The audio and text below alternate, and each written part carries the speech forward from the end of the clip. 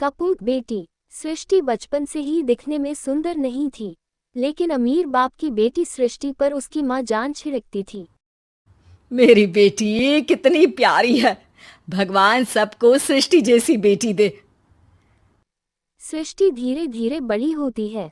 एक दिन सृष्टि की सहेली कहती है, तू दिखने में कितनी अजीब सी है, लेकिन मैं जानती हूँ हम सब में सबसे अच्छी शादी तो तेरी ही होगी।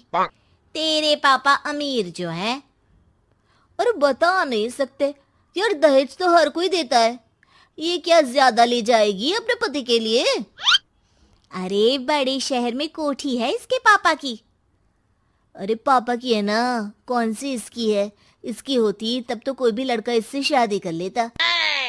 अरे पापा की मतलब पापा की है तो मेरी ही है ना?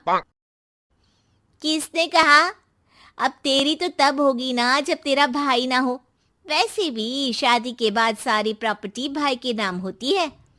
सृष्टि समझ जाती है कि उसे किसी भी हालत में माँ बाप के सारे प्रॉपर्टी को अपने नाम करना है, लेकिन कैसे? एक दिन सृष्टि का भाई शीनू कहता है, बहन क्या कर रही है? तुझसे एक बात करनी है। अरे हाँ हाँ करना, मैं तो तेरी बहन हूँ। बहन मेरी लाइफ में ना एक लड़की है, बहुत अच्छी है। मैं सोच रहा हूँ माँ और पापा से बात करूँ शादी के लिए। सृष्टि को समझ में आ जाता है कि भाई की शादी के बाद भाभी उसे एक दिन भी उसके घर में बर्दाश्त नहीं करेगी। क्या बात है भाई, बताना कौन है वो? यार वो बहुत अच्छी लड़की है, पढ़ी लिखी है, मेरे साथ जॉब भी करती है। बस एक प्रॉब्लम है। हाँ प्रॉब्लम? क्या प्रॉब्लम है भाई? यार वो शादीशुदा है, लेकिन उसके पति ने उसे सिर्फ इसलिए छोड़ दिया क्योंकि उसके माँ बाप दहेज नहीं दे पाए। सृष्टि यह बात सुनकर ना जाने क्यों खुश हो जाती है।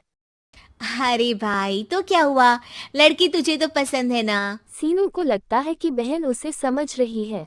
वह इस बात से अनजान होता है कि उसकी बहन की मंशा पूरा घर हड़पने की है। सृष्टि अपने मन से कहती है, मम्मी मुझे तो बहुत चिंता है। पता है शीनू क्या कर रहा है? अरे क्या कर रहा है? वो तो काम पर जाता है और वापस घर आता है। नहीं ना माँ, वो यही तो नहीं कर रहा, बाकी सब कर रहा है। आपको पता है उससे प्यार है, और वो भी एक शादीशुदा लड़की से।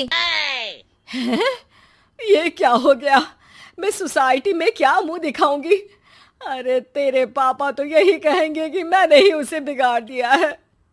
माँ देखो, मेरी बात मानो, पापा पर भी विश्वास करने की जरूरत नहीं है। अब आप ही बताओ, पापा इतनी देर घर के बाहर रहते हैं क्यों? बोलो। अरे बेटा वो तो नौकरी करते हैं ना। तू बहुत भोली है माँ। पापा का ऑफिस तो 7 बजे खत्म हो जाता है, लेकिन देखो कितनी देर से आते हैं। अरे नहीं नहीं बेटा, ऐसी कोई बात नहीं है। सृष्टि माँ को एक औरत से बात करते हुए पिता की फोटो दिखती है। देखो माँ, कैसे हैं पापा? मैं ना कहती थी कि पापा सही नहीं है। मैं तेरे पापा से बात करूंगी, दे फोटो मुझे। ओ माँ, वो तो डिलीट हो गई। लेकिन चल, तूने तो देख लिया ना। पापा से बाद में बात कर लेना, और हाँ, मेरा नाम बिल्कुल मत लेना। हाँ माँ।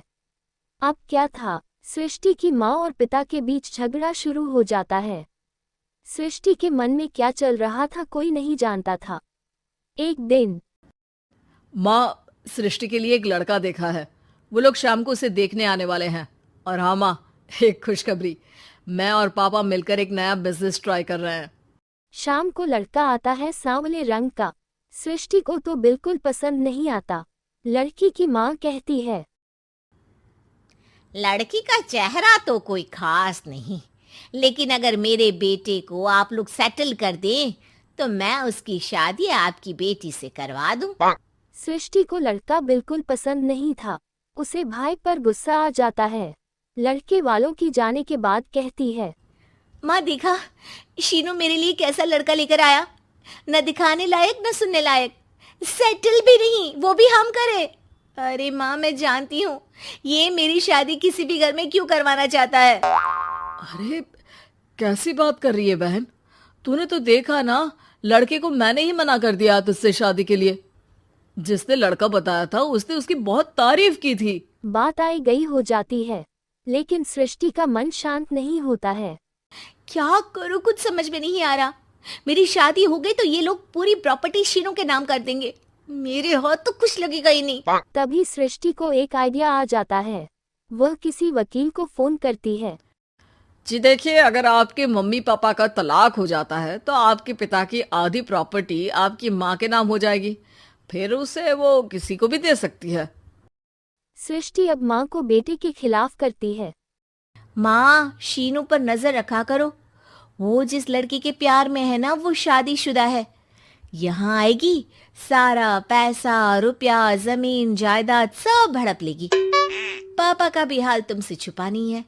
ऐसा ना हो कि मैं और आप एक दिन सड़क पर भीख मांगे। हे भगवान, मैं तो जीते जी मर जाऊंगी अगर ऐसा हो गया तो। ऐसा हो गया नहीं माँ, ऐसा ही होगा। अभी समय है, आगे का सोच लो। मैं तो कहती हूँ पापा से आधी प्रॉपर्टी लेकर अलग हो जाओ। पापा की आधी प्रॉपर्टी भी हम लोगों को अगर मिल जाती है ना, तो अगले 7 जन्म सफल समझो। बेचारी माँ बेटी के कहने पर पति से तलाक लेकर अलग हो जाती है। सृष्टि अब पैसों से महंगी गाड़ी और अपने शौक पूरे करने लगी। उसके दोस्त भी उसके पैसे इस्तेमाल करते हैं। सृष्टि, कल तुम कहाँ थी? मैं सारा दिन घर पर अकेली थी। तो मैं क्या करूं? मैंने ठेका तो नहीं लिया है ना तुम्हें संभालने का। माँ को सृष्टि से यह उम्मीद नहीं थी। वह बैठकर रोने लगती है। वही उसके पति यानी कि सीनू के पिता आ जाते हैं। मैं जानता था कि तुम्हारा यही हाल होगा, तो आपने मुझे रोका क्यों नहीं?